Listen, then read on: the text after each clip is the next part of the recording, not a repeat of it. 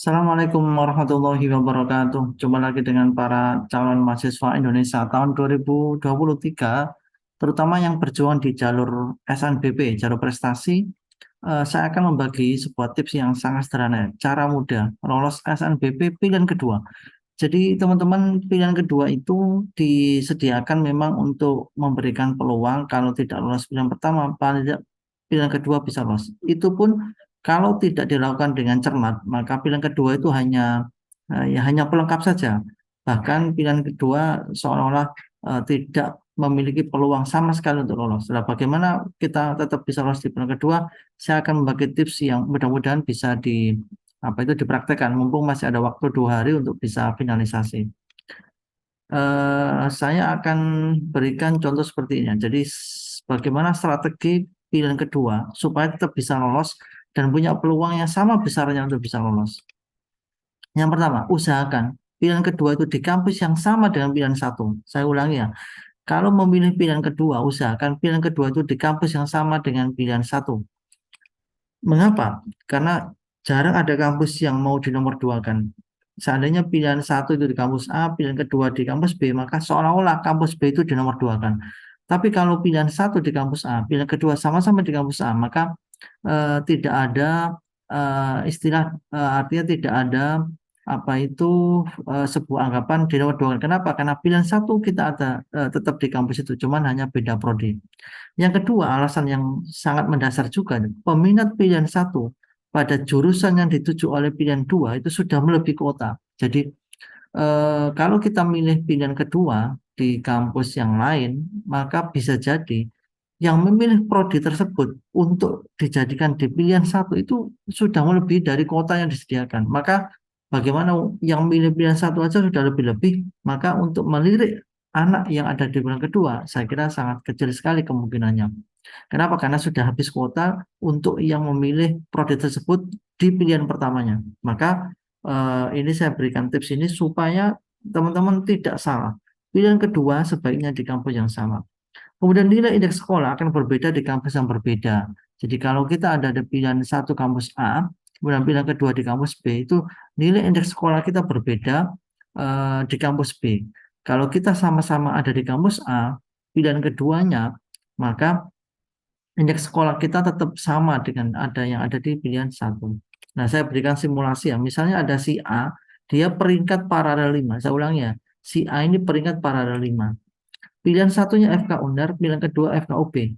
Jadi ini prodi yang kampus yang berbeda. Pilihan satu di Surabaya, pilihan kedua di Malang di UB.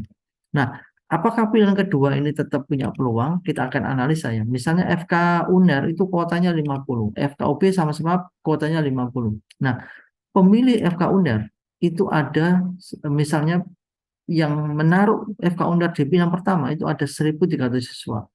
Dan setelah dilihat datanya rata-rata peringkat 1 sampai 3. Si A ini peringkat 5. Maka peluangnya untuk di FK Uner itu kecil. Kenapa? Karena kuotanya hanya 50, yang data 1.300 dan rata-rata peringkat 1 sampai 3, sedangkan si A ini peringkat paralel 5. Nah, otomatis dia berharap untuk masuk di pilihan kedua, dia milih FKUB. Tapi kalau kita lihat data FKUB, yang milih FKUB di pilihan pertama itu 1.200 siswa, padahal kuotanya 50, dan itu rata-rata peringkat 1 sampai 3 juga. Maka dan kemudian data pilihan kedua itu ada 500 siswa, peringkatnya 4 sampai 5 termasuk si A. Maka dari sini logika kita bisa menyimpulkan tidak mungkin UB itu kemudian melirik anak-anak yang memilih FK itu ada di pilihan keduanya. Pasti dia akan hanya menghitung di pilihan pertama. Kenapa? Karena ada tersedia banyak sekali data 1.200 siswa. Padahal kuotanya 50. Maka si A pilihan keduanya di UB peluang besarnya tidak akan dilihat sama sekali. Tidak masuk saringan. Kenapa? Karena yang milih UB pilihan satu aja 1.200 siswa. Maka strategi pertama ini usahakan pilihan dua di kampus yang sama dengan pilihan satu. Itu sangat itu relevan dan masih punya peluang pilihan kedua itu bisa lolos. Nah, kalau seperti ini yang terjadi, maka peluang si A ini sangat kecil diterima di pilihan kedua. Kenapa? Karena dia memilih bertarung di kampus lain yang pilihan satu di kampus tersebut itu sudah melimpah, sudah lebih-lebih. Apalagi peringkatnya lebih baik dari peringkat si pelamar pada pilihan kedua. Nah, ini catat ya. Yang pertama, usahakan pilihan kedua di kampus yang sama dengan pilihan satu. Yang kedua, usahakan pilihan kedua keketatannya lebih rendah dibanding pilihan satu. Nah, ini lumrah ya. Kalau kita menaruh pilihan kedua, otomatis itu yang grade-nya lebih rendah atau yang persaingannya lebih rendah. Mengapa? Karena pilihan dua diharapkan tetap bisa bersaing. Kalau pilihan kedua lebih ketat persaingannya dengan pilihan satu, ya logika terbaliknya kalau pilihan satu nggak keterima, apalagi pilihan kedua, gitu ya.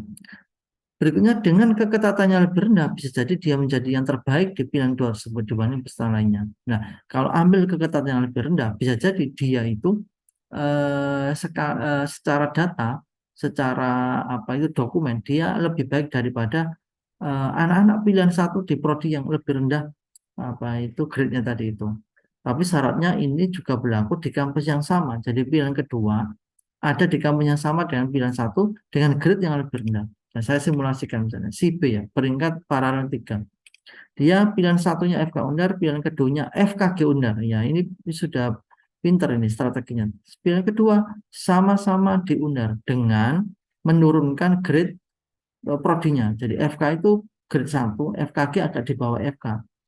Nah, kita akan analisa misalnya FK Undar kuotanya 100, FKG sama-sama 100.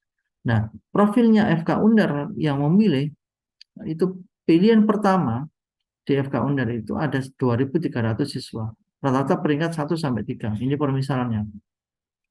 Nah, kemudian di FKG yang memilih FKG pilihan pertama itu ada 1.000 siswa, rata-rata peringkat 5 sampai 10. Nah, si B ini peringkat paralel 3. Kalau dia bertarung di FK Undar untuk pilihan pertama, saya kira ini ada peluang lebih berat. Kenapa? Karena kuotanya 100 yang mendaftar 2.300. Maka ada peluang si B ini bisa lolos di pilihan kedua. Kenapa? Karena dia menaruh satu tetap di Unar, yang kedua ambil prodi yang lebih rendah grade-nya dibandingkan FK atau lebih rendah persaingannya. Nah, dilihat di sini ternyata profil pemilih FKG Undar itu peringkat 5 sampai 10, padahal si B ini peringkat 3. Jadi, walaupun dia memilih FKG Undar sebagai peringkat kedua, tapi datanya dia lebih unggul dibandingkan pemilih pertama pada FKG di Undar tersebut. Sehingga pilihan kedua, katanya ada 300 siswa, peringkatnya 3 sampai 5. Nah, pilihan kedua ini peringkatnya lebih bagus daripada pilihan pertama.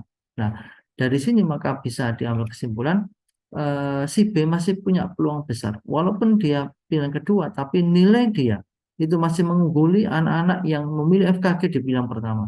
Nah, karena sama-sama ada di UNER, dia datanya lebih mudah disinkronisasi, lebih mudah dilihat, dan lebih mudah dikomparkan. Daripada kalau dia pilih FKG di kampus lain, belum tentu.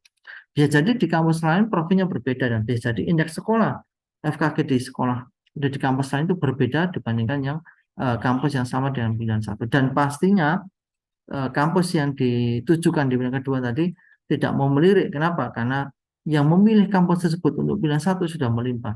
Mengapa harus melihat yang memilih kampus itu di pilihan keduanya? Maka dua strategi ini saya kira sangat relevan untuk apa itu diterapkan, di mana pilihan kedua itu sebaiknya di kampus yang sama dengan pilihan satu. Yang kedua, pilihan kedua itu harusnya grade-nya lebih rendah dibandingkan grade prodi pada pilihan satu. Baik, mungkin ini sementara video yang bisa saya bagi. Semoga bermanfaat. Tetap semangat. Wassalamualaikum warahmatullahi wabarakatuh.